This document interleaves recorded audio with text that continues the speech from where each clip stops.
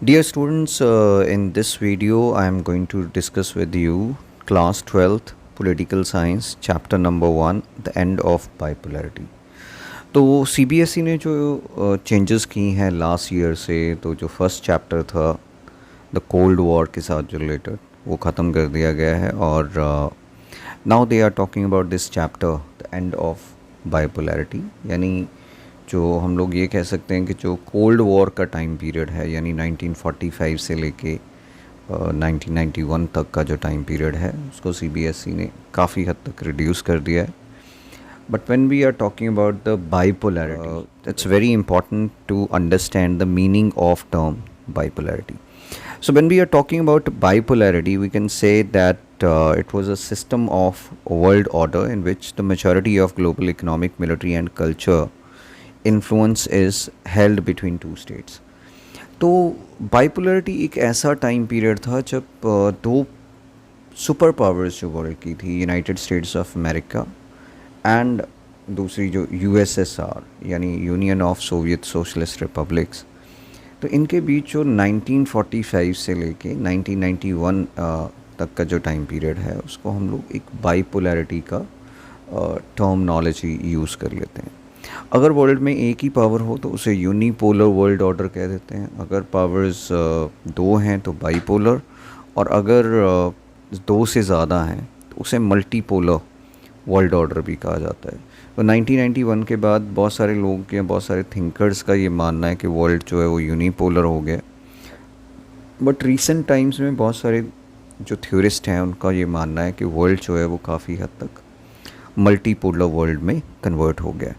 तो when we are talking about bipolarity in theory, तो bipolarity का मतलब यही है कि दो super powers in the world, और ये टाइम पीरियड इंटरनेशनल रिलेशंस के पर्सपेक्टिव से अगर हम लोग देखें तो वो 1945 से लेके 1991 तक का है, जिसमें United States of America and Soviet union दो मेजर पावर्स हैं.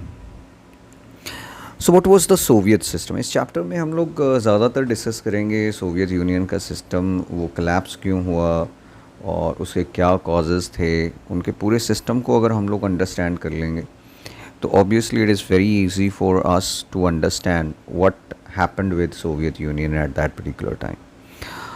तो पहली बात तो ये सोवियत यूनियन है वो रशियन रेवोल्यूशन के बाद इस्टेब्लिश हुई, 1917 के बाद इस्टेब्लिश हुई है, यानी टू बी प्रिसाइज 1921 में. लेकिन as it is not mention in our book, तो हमें उसके बारे में कुछ ज़्यादा डिस्कस करने की ज़रूरत है नहीं. तो union of Soviet socialist Republic जो 15 कंट्रीज़ की एक यूनियन थी, it was established in 1921. Book के हिसाब से अगर देखें तो रशियन रेवोल्यूशन जो हुई थी 1917 में, उसके बाद जो 15 कंट्रीज़ की यूनियन है एक तरह की, वो इस्टेब्लिश हुई. और इसकी कुछ फीचर्स थी. जो सोवियत सिस्टम था वो अपने आप में एक कंप्लीट सिस्टम हम लोग उसको कह सकते हैं. तो उसकी कुछ फीचर्स थी जैसे, और एग्जैक्टली इस पे क्वेश्चंस भी आते हैं. तो पहली बात तो जो सिस्टम है वो अपोज टू कैपिटलिज्म था, यानी पूरे वेस्टर्न वर्ल्ड में United States of America, European countries, इनमें जो कैपिटलिस्ट सिस्टम पाया जाता था, उस कैपिटलिस्ट सिस्टम में ज़्यादा फोकस जो था वो इंडिविजुअलिज्म पे था. And when we are talking about this system, तो इसमें इक्वालिटी पे फोकस है, सोसाइटी पे फोकस है, इंडिविजुअलिज्म पे उतना ज़्यादा फोकस नहीं किया जा रहा है. दूसरा है against the institution of private property. Karl Marx का अगर नाम सुना होगा आपने, जर्मन फिलोसोफर जिनको फादर ऑफ साइंटिफिक सोशलिज्म भी कहा जाता है, तो उनका ये मानना था कि देखिए सारी प्रॉब्लम्स की जड़ अगर कोई है तो वो प्राइवेट प्रॉपर्टी है. और कम्युनिस्ट जो हैं वो चाहते भी यही हैं कि and of the day private property हमने ख़त्म करनी है. तो सब कुछ स्टेट के हाथ में हो जाएगा तो फिर सोशलिज्म, और सोशलिज्म के बाद हमने जो एक स्टेज इस्टेब्लिश करनी है जिसमें स्टेट भी ख़त्म कर देंगे, राइट. और उसमें सबसे ज़्यादा हम लोग फोकस करेंगे कि प्राइवेट प्रॉपर्टी नाम की इंस्टीट्यूशन नहीं हो. अगर सोशलिज्म है तो उसमें प्राइवेट प्रॉपर्टी नहीं होगी, स्टेट की ओनरशिप होगी. तीसरा है the society based on the principal of equality, यानी इक्वालिटी पे ज़्यादा फोकस किया जाएगा. कैपिटलिज्म में फोकस इंडिविजुअल पे है, यहाँ सोसाइटी पे है। तो कैपिटलिस्ट अगर लिबर्टी पे ज़्यादा फोकस कर रहे हैं, और तो ये लोग जो हैं वो ज़्यादातर इक्वालिटी पे फोकस कर रहे हैं। Primacy to the state and institution of the party. जो कम्युनिस्ट पार्टी है वही आपकी कंट्री पे रूल करेगी, और उसके जो अफेयर्स होंगे, everyone has to work according to the wish of the communist party. So everything is going to be within the party, nothing is beyond the party, right. तो party की ideology है, party के ideas हैं, आपको party के accordingly चलना पड़ेगा, party के आइडियाज़ के अकॉर्डिंगली चलना पड़ेगा। और जो आपकी इकोनॉमी होगी वो प्लान्ड होगी। 5 ईयर प्लान वो introduce eight that particular time. एक टारगेट बनाया गया कि उस टारगेट को अचीव करना है, और it is going to be controlled by the state. तो सारे जो अफेयर्स होंगे उसको स्टेट मैनेज करेगी। एक तरह का सेंट्रलाइज्ड प्लानिंग सिस्टम होगा, एक स्ट्रक्चर होगा जिसको फॉलो किया जाएगा कंट्री में। तो ये जो सोवियत यूनियन थी और इसके साथ जो रिलेटेड कंट्रीज़ थी, इनको कहा जाता है सेकेंड वर्ल्ड। फर्स्ट वर्ल्ड में आपकी आ जाती हैं जितनी भी यूनाइटेड स्टेट्स ऑफ अमेरिका और बहुत सारी यूरोपियन कंट्रीज़ हैं, उनको फर्स्ट वर्ल्ड कहा जाता था उस टाइम पे। सेकेंड वर्ल्ड में यूनाइटेड यूएसएसआर और उसके साथ जो रिलेटेड कंट्रीज़ थी, जो सोवियत सोशलिस्ट रिपब्लिक्स थे वो।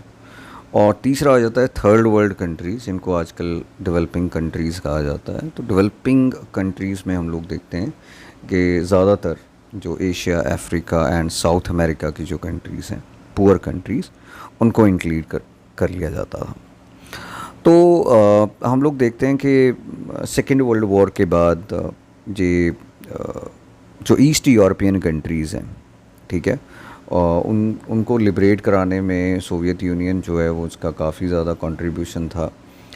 जैसे बाल्टिक रिपब्लिक हैं, एस्टोनिया, लिथुआनिया, लताविया, इस तरह की जो कंट्रीज़ थी वो सारी सोवियत यूनियन का पार्ट बन गई।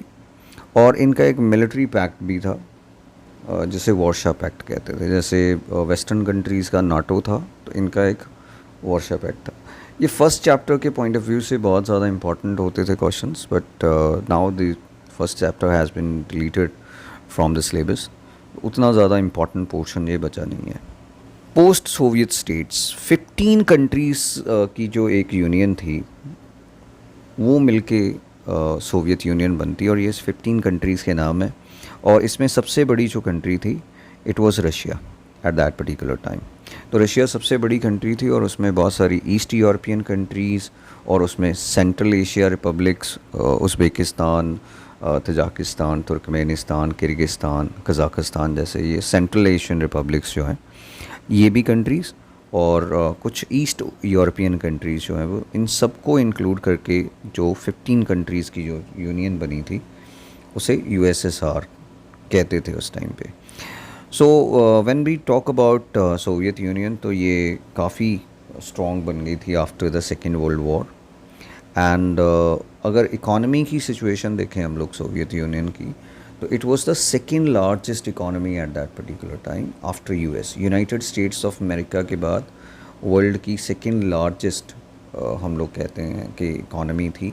हालांकि रशिया का जो स्ट्रक्चर है वो बिल्कुल डिफरेंट था, लेकिन फिर भी इस पूरे रीजन के पास बहुत सारे नेचुरल रिसोर्सेज थे जिनको वो एक्सप्लॉइट कर रहे थे एट दैट पर्टिकुलर टाइम।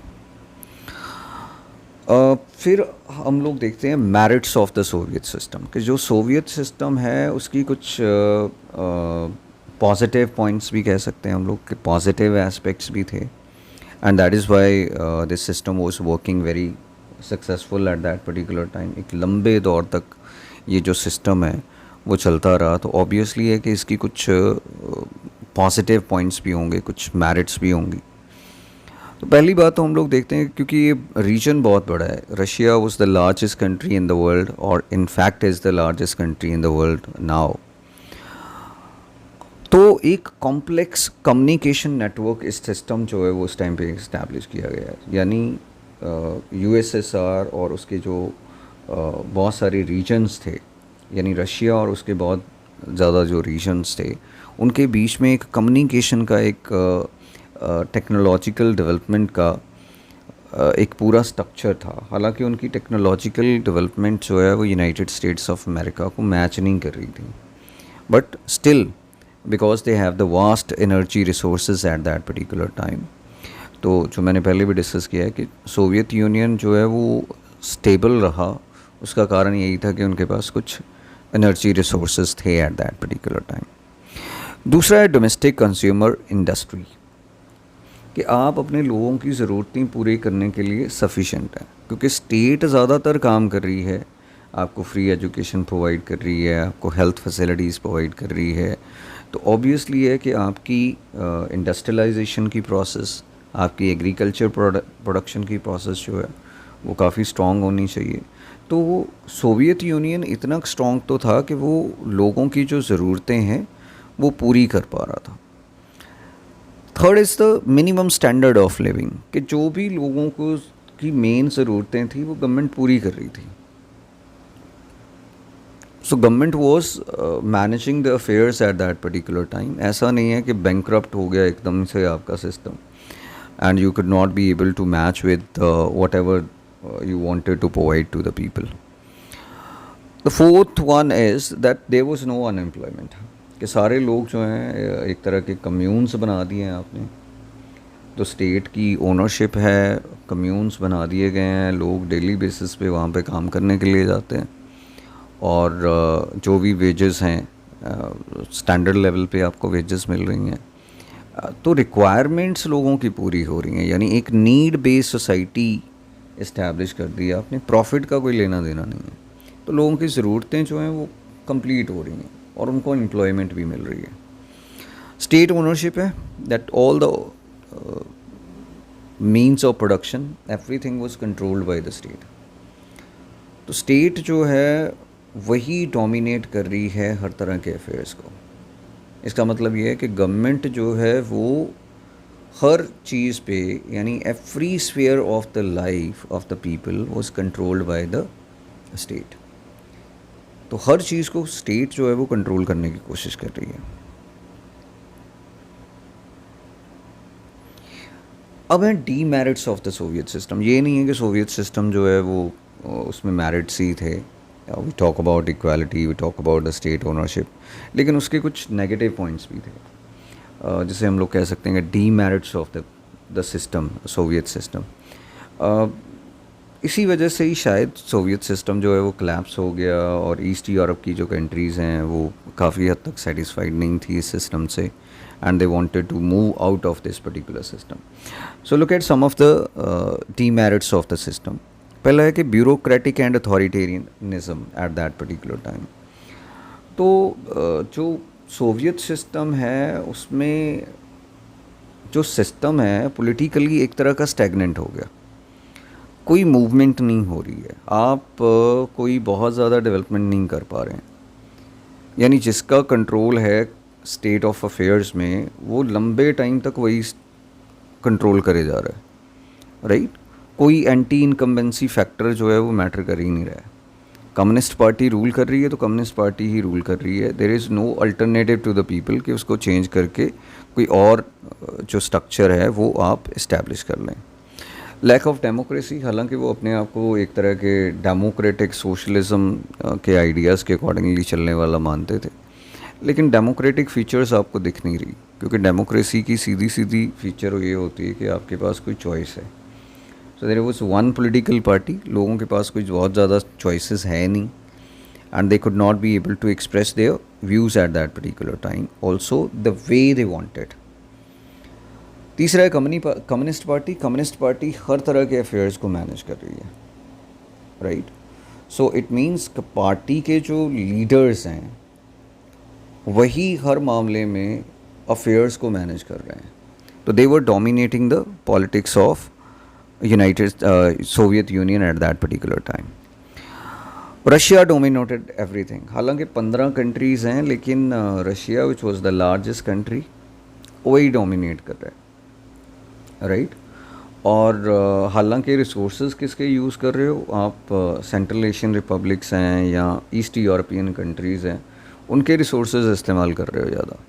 लेकिन फिर भी end of the day what was happening at that particular time, dominate Russia ही कर रहा है। और when it compare to United States of America, ये मल्टीपल चॉइस क्वेश्चंस में भी आ जाता है या 2 मार्क क्वेश्चन में भी आ जाता है कि जो सोवियत यूनियन है वो यूनाइटेड स्टेट्स ऑफ अमेरिका से किन मामलों में बहुत पीछे था। तो टेक्नोलॉजी है, इंफ्रास्ट्रक्चर डेवलपमेंट की बात है, एंड फुलफिलिंग द पॉलिटिकल और economic aspirations of the citizens. तो इन स्फीयर्स में जो यूएसएसआर था वो काफ़ी हद तक पीछे था when it compare to United States of America and the rest of the western countries at that particular time. Soviet Union ने एक बहुत बड़ी गलती की, वो गलती थी अफ़गानिस्तान में इन्वेजन करना। तो अफ़गानिस्तान में भी एक तरह की कम्युनिस्ट रेवोल्यूशन आई थी, तो उसको सपोर्ट करने के लिए सोवियत यूनियन वहाँ पे पहुँच गया 1979। 10 साल तक वो रहे। 1989 में उन्होंने विड्रॉ किया और 1989 में ही जो बर्लिन वॉल है वो भी फॉल हुई और 1991 तक आते आते जो सोवियत यूनियन है वो डिसइंटीग्रेट हो गया।